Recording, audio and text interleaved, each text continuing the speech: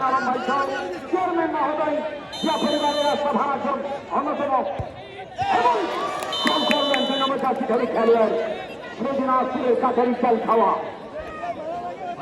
তারা আমি সুপ্রদর্শক যে কথা বলছিলাম ফুটবলের জন্য বিনোদনের জন্য করেছেন আমাদের জন্য এই আয়োজন। সুতরাং আমরা খেলা উপভোগ করবো। আজকে দ্বিতীয় দল নারী দলের খেলা উপভোগ করছি।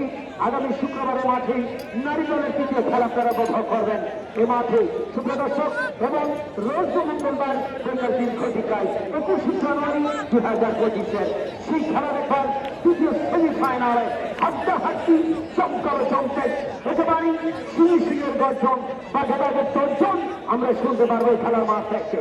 যথারীতি তিন দলের মধ্যকার খেলায় বলতে গেলে সেই বিস্তারিত স্মৃতি সংখ্যায়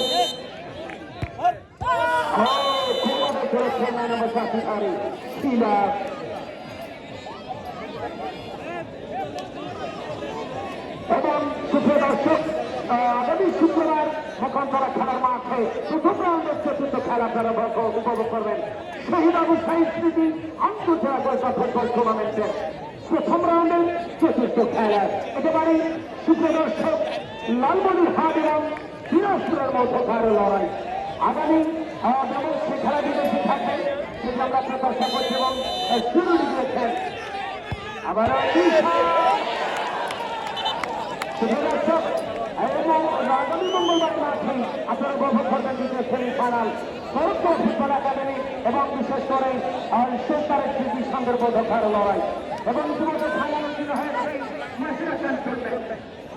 এবং সমান সমান হয়েছে নাকি রফিকুল ভাইকে ফলাফল করছেন ধারাভাষ্যকারের অনুমোদন জানাচ্ছি সমানের সমান সিয়ামের টক্কর আবাহানি মহামেডান জীবনের সমানের সমান। সুপ্রদর্শক আগামী শনিবার আগামীকাল শনিবার 18 জানুয়ারি কাজী নজরুল খেলার মাঠে সেখানে কিন্তু খেলা অনুষ্ঠিত হবে। একেবারে বড় আসছি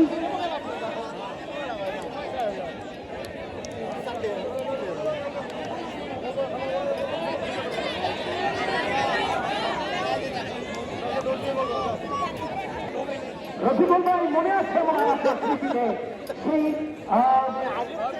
ওই যে কাহালুর খেলার মাঠে একটি খেলার মাঠে যে পাইকার ইউনিয়নের সেখানে মৌরাশির যে খেলা খেলেছিল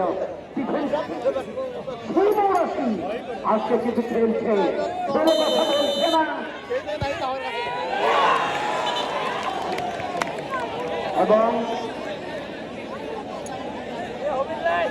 গোল হয়েছে কিনা ফিরে মহোদয় জানান দেবেন।